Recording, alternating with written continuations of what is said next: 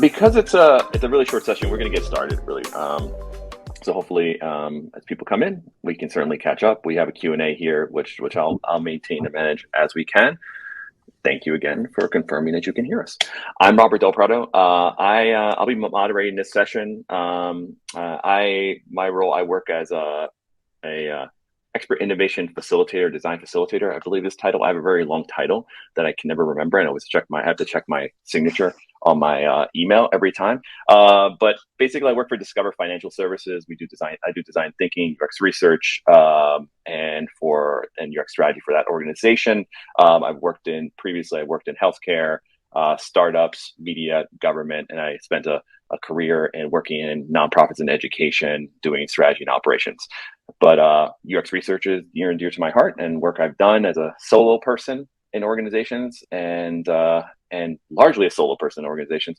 But we're going to be talking to experts in the field today from various industries. So we're going to do a circle around. So I think we'll start with Brenda.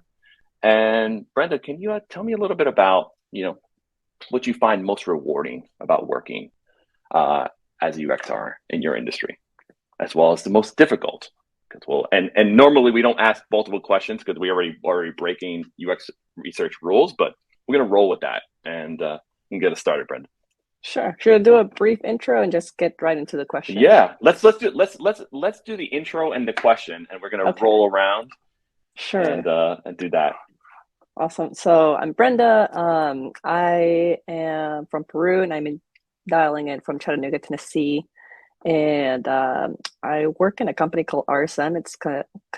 I'm within their consultancy branch, and I would say the most rewarding aspect of doing research and managing kind of like the operations of doing the research is getting to see the impact it has on the people using those the products, the systems, and how it improves their lives. Because for example, I've worked in healthcare, I've worked in education, seeing how kids will have better access to improved tools so they can learn math, especially one of the projects I'm working in is through a grant to help more disadvantaged communities have access to software. So things like that, when you see your work get put into action and give that good that research influence the designs, that is rewarding. The hardest part of it is, I think, probably the ethics bit of it, as far as when it comes to research. You never quite know what you're going into until you kind of dig deeper on the front end, and then you realize that there's a lot of considerations before you can conduct the research and do it safely, both for the people and yourself. So that's my two. Thanks, Brenda. We'll talk a little bit about hopefully ethical considerations a little later on that. And I just add in the Q&A. Please add any kind of questions. We'll try to add those towards the end. Vanessa, would you like to speak a little about your background and a bit about the rewarding and the challenges of being a UX researcher? Yes. So I'm Vanessa. I'm from Sacramento, California, and I'm dialing in from Portland, Oregon, where I work as a UX researcher for Oregon Health and Science University.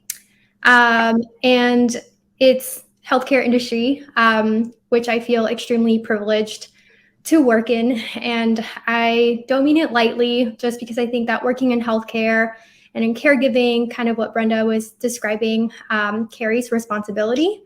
Our design and our service decisions can really impact people and their access to care and their health outcomes. And so I think that working with technology in healthcare has the ability to solve so many problems and simultaneously can also present some barriers when not designed for people and their specific needs. So I see my job as one that balances meeting people where they are, and then also sometimes having to get really creative about the constraints that we have. So this may involve partnering with community-based organizations and making sure that we're involving stakeholders along the way and everybody involved in ideating, in testing, and in socializing solutions. so that everyone's aware of the why and the importance of the work that we're doing. Great. Thanks, Vanessa. And to round it out, David, please introduce yourself and talk a little bit about your rewarding and rewards and challenges of that UXR work. Yeah, so my name is David Munoz. I'm a UX researcher on the Google Slides AI team, and I'm dialing in from Pittsburgh. And yeah, lots of similarities with Brenda and Vanessa's answers. I think more unique to tech, the most rewarding thing is making sure that we're and having the influence to build user-centric products, especially with AI. So many things are being built, but not all of them may be exactly what is actually useful for end users. So being able to drive and impact what we build for slides to impact actual presentations and sharing of information is a really great opportunity. And it's also sometimes the biggest challenge in the tech space, just how quickly everything's moving. Seemingly every week, Microsoft, OpenAI, or some other AI startup is coming out with something that seems really interesting and innovative. So how do we balance launching, many features that may not be as useful versus more core features that really drive change? So yeah, I guess the pro and the con is a bit of the same. Just quick moving, lots of interesting work, but need to balance user centricity with innovation. Thank you, David. It's funny, we have already questions. We had a question about AI right before you even started speaking, so we'll be following up on that shortly. So maybe Vanessa, you want to talk a little bit about an example of a research study where you may have experienced some recruiting difficulties that were fairly unique in your industry? Yeah, so I was working on a project where we needed to test a new benefit in Spanish. And my usual methods of recruitment were not successful, as anticipated. And then I thought about my mom, who was the target audience. She doesn't speak English. And she's a person with, she's very skillful in using Facebook to communicate with community, but has pretty limited confidence when it comes to doing anything else with her phone. And so I thought, where would I find my mom? And it would probably be through a family member or a friend, recommending signing up. So I reached out to community-based organizations to help us spread the word. And rather than doing an online screener, doing like a phone screener so that people had an opportunity to talk to a real human and ask questions. And I felt that that was really important for building that trust. And then we also offered to meet them where they were. So we did in-person testing. And by the end, everybody and their families wanted to sign up. So we had to place a limit. So yeah, it was challenging at first. But yeah, I think just meeting people where they are was a good answer at this point. Yeah, healthcare. I've encountered the same challenges with that. Particularly when it's yeah, like the language barrier and such. David, you want to talk a little bit about maybe an example where you had some challenges with recruiting? Yeah, so recently we've done research on people using Gen AI, and we wanted to find a mix of both people using it often for work and people using it less often, a handful of times a week. And surprisingly, we had a harder time finding those who weren't using it as often.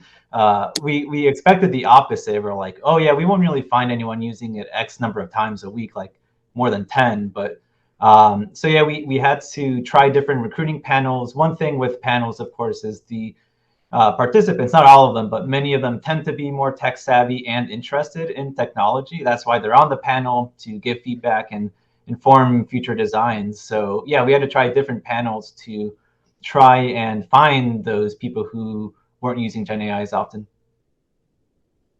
Yeah, that is super surprising and kind of scary and in a way too. Brenda, you want to talk about something from your perspective on this and any challenges you face in recruiting? Sure. The most recent one that comes to mind is recruiting children for testing educational software. feel like that's one of the trickiest ones because there's a lot of constraints and layers to that as far as consent goes, getting parental approval, working with schools. I remember for just 30 minutes of talking to kids at one of the schools that we were partnering with, it took weeks of like discussions and approvals and forms and different things for us to even show up to the school. And then instead of us getting one-on-one interviews with each child that had signed up for this and gotten parental approval for like a 15-minute session, we ended up with a focus group, which, I mean, we did the best of it. But children do influence each other, and everyone wants to be in, and especially if it's like middle school, which that's what it was. So no one wants to be the one that kind of, it's a little different. So we had to kind of take it with a grain of salt, and then we ended up supplementing. But recruiting with children is always difficult. You can't approach a child, you have to approach the parents and look to see who you can partner with, schools, and there's a lot of effort in building those relationships. And as far as like if you have a grant, for example, like the one we're working with, where the grant gives money for helping kids that are struggling with, for example, with math. We can't talk to the A+ students, which everyone wants their kid to do testing, because like, oh, this kid, the school's gonna automatically recommend the top grade students, but we don't want to talk to just the kids that are doing super well in math. We want to talk to the kids that are not doing so well in math, that maybe are not so keen. So how do you do that? So developing flyers, being like, hey, do you hate math? Like, do you want to tell us about it? All sorts of things. I've gotten very creative, but it is a struggle. But it's been interesting. Yeah, that kind of goes, I think, a little bit to Vanessa was talking about, kind of like how do you get to, meet people where they are? How do you get to them? And as someone who worked in schools, like in regards to like release forms and getting to parents, and like, you can send out emails, things like that, but text messages were always effective because they had their phone, but they wouldn't necessarily might not have a computer. So it's a fascinating when you have a specific group that you need to reach, how you kind of have to really adapt to that. David, if you want to talk a little bit about kind of how you collect and incorporate feedback in your industry, and if it's even like based on your experience, even something that's industry specific. Yeah, so I'm trying to think more tech specific. This is true in finance too, where I used to work, but definitely lots of interest in more quantitative research methods and metrics, especially in products, surveys and feedback. So at Google, that's definitely a big driver of change when you do launch any specific products, in Google Slides or Docs, et cetera, and you're able to see what users are saying in the moment, right? What are they enjoying? What don't they like about the product, et cetera. So again, not specifically unique to tech, but definitely I'd say more prevalent in tech. Yeah, that's the main example that comes to mind. Yeah. Vanessa, any thoughts there? Yeah, that's really interesting. And I'm like comparing it to what it's like in healthcare. We do have teams that collect post-visit survey information. You may have received one of those if you had an appointment. Please fill them out. I'm just kidding. There's many ways. But we also have patients that opt into a list, so panels that might be willing to provide feedback. And so we really leverage those pools to reach out and recruit participants. And we think it's, really important to do that qualitative testing because people have different lived experiences, different mental models, and especially when working with different marginalized populations, it's super necessary to kind of hear those differences. And one thing that is cool to me about working in healthcare is that through research and collaboration with our providers, sometimes we have the ability to tie our solutions to patient outcomes after implementations. So yeah, I think incorporating that user feedback hopefully leads to seeing health improvements. And so I think that's fairly unique to the healthcare industry. Absolutely. Brett, I know you can speak to healthcare as well, but if that anything else you want to be add on there around collecting and incorporating user feedback. I feel like I've done a little bit of everything in all sorts of industries. So I'm trying to think, but I mean, the one that comes to mind is also healthcare. But I mean, like both mentioned, David and Vanessa, that doing the qualitative, doing post service kind of surveys types things, but also something that if we have the budget because we're a consultancy to do this, we will go on site. And like earlier this year, I went and set up a little corner in a waiting room with some signage saying like tell us about your experience. And we let people come to us, especially because it's healthcare, and especially because actually we went to cancer clinics.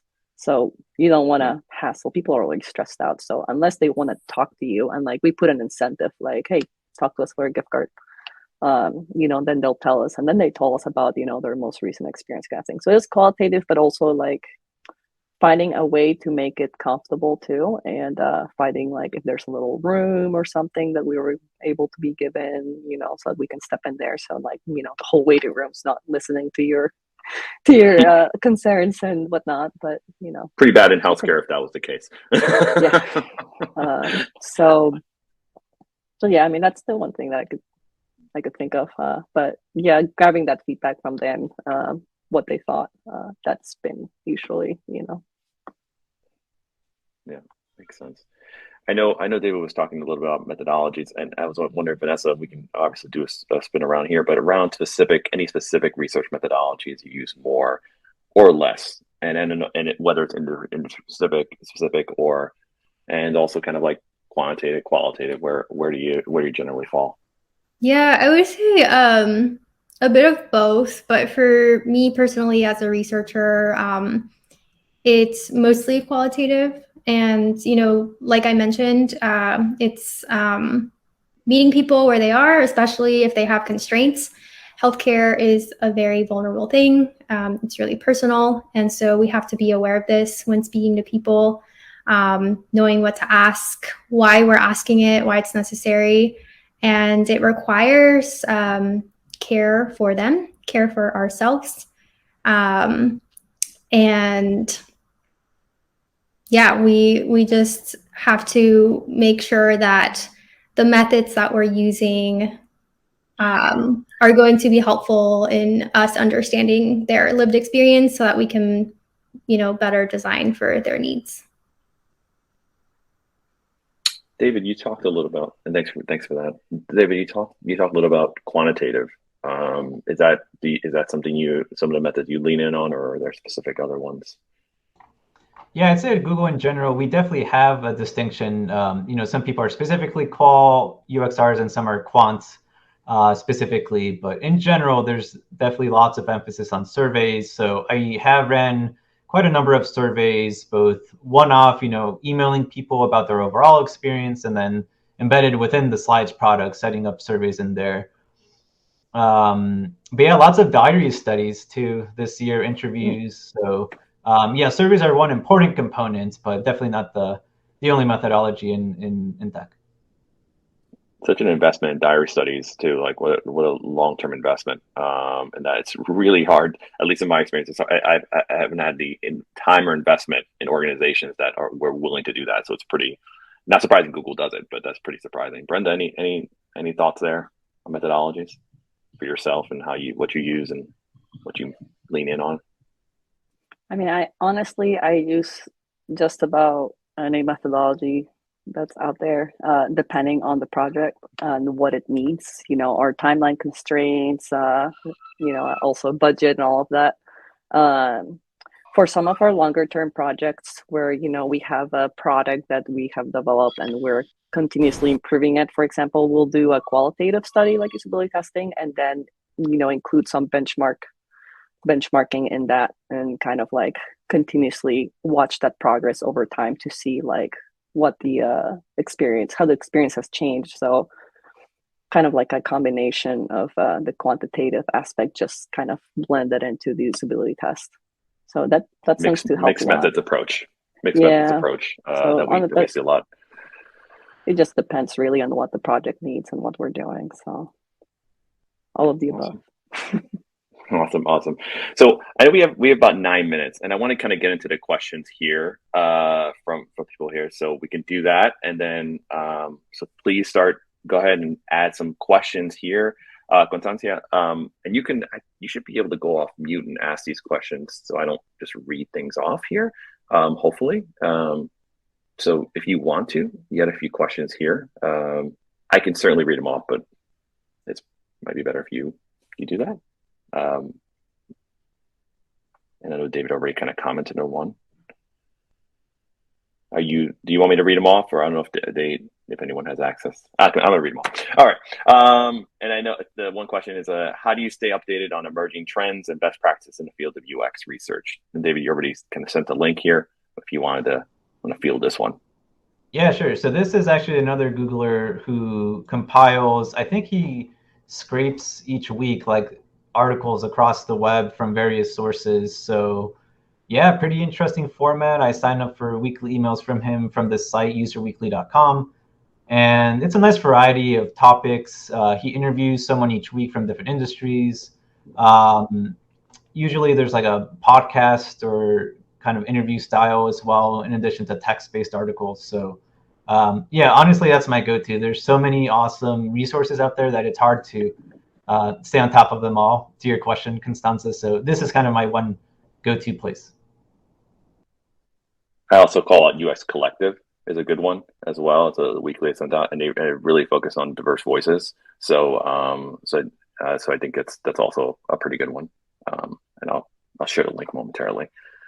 Let's talk a little bit about. I thought you had a couple other questions, so we're going to hit on these. And you asked about how AI has impacted your role.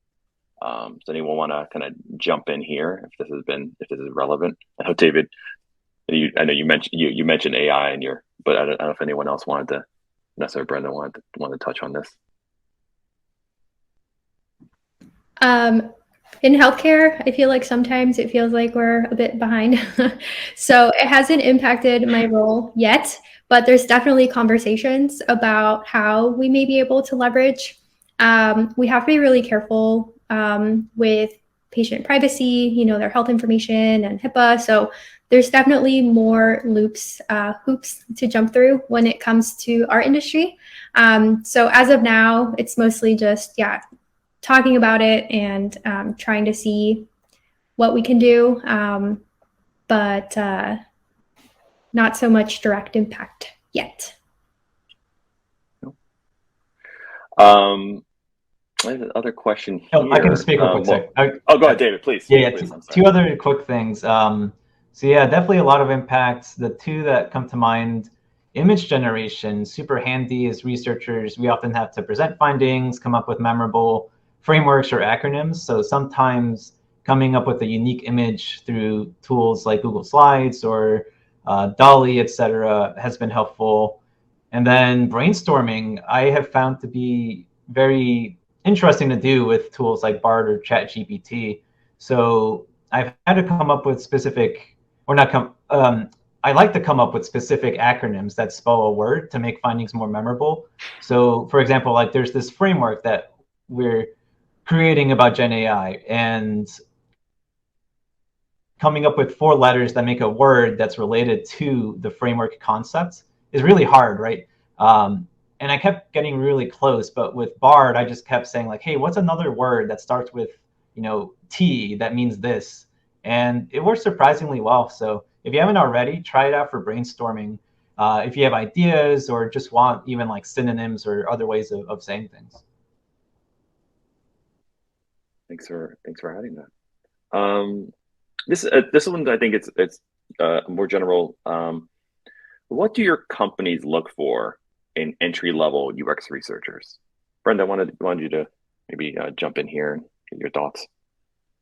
Sure. I'm not as much involved in hiring for this current company, but in the past ones, I was pretty deeply involved. And I know that when we were looking at those, when we looked for an entry-level researcher, I think it's just having core skills that are transferable, at least to research, because I I wasn't, for example, like when I was building a practice, I wasn't expecting to find, especially where I was, to find a lot of local talent in UX research. And this was pre-pandemic too. I think like now there's a lot of remote, so there's a lot of access to lots of talent all over the country. But I wasn't deluded that I was going to find someone that had, this experience doing research already and to apply for entry level. So what I really was looking is, if you have previous experience, doing, if you were interviewing like new hires at some other role, if you were in HR or anything like that, showcasing those skills and showing me that you can't do that you can do some analysis, all of those things, and maybe basic project planning, honestly. That's just having because a lot of the skills that apply to this field are transferable from other fields. So it's a matter of just seeing looking at really evaluating your past experience, like everything you've done. And like, I'm sure there is something there if you're looking to then get into research that definitely applies. So that's my 2 cents. I don't know if Vanessa or David want to add to this. The only thing I would add is, care and empathy, especially when working in healthcare. Especially when working with vulnerable folks, you want someone that's going to be able to know how to speak to them and, to know when to stop and things like that. So any kind of experience working with vulnerable populations is like always helpful. And having an understanding of ethical research practices. Yeah, only other addition I'd say, in addition to what Brenda and Vanessa said, is asking good questions, especially earlier in your career as a researcher. You still have so much room to grow and learn really throughout your career, but especially earlier. So yeah, just seeing what kinds of questions the interviewee asks during the interviews, if there's a design portion or kind of thought experiment portion to the interview, seeing what kinds of questions and clarifications they ask there. All great ones. I think we have time for one more question, and we have one here around sharing research findings with UI designers. What does that process look like? Do you share them? I guess is actually the question. Yeah, definitely. And this can be tricky at Google with the fast pace and sometimes reviews coming up last minute, like, oh, we need to share this design and feedback on it to our VP tomorrow. True story. Usually we have more time, but sometimes it's more impromptu. So we do share findings, and it can be challenging just to make sure we not just convey what the finding was, but what our recommendation as UX research experts is, because sometimes what users say isn't what they actually would do. And yeah, there's just a lot of nuance that we need to consider when sharing findings. So that's my general mantra in general. Just not just providing the insight, but a specific recommendation based off that insight. All right. Well, we are about at time. I'm going to thank our panelists here. Really appreciate all the questions here. I know there's some other questions popping in. What I would say is you can chat with the panelists directly. Send the questions there. Since we're kind of at time, I want to make sure that everyone be able to get to their next session. But really do appreciate everyone's time today, and really appreciate the feedback and the interaction and the questions. And enjoy the rest of the summit. Thank you. Thanks, everyone. Everyone. Thank you.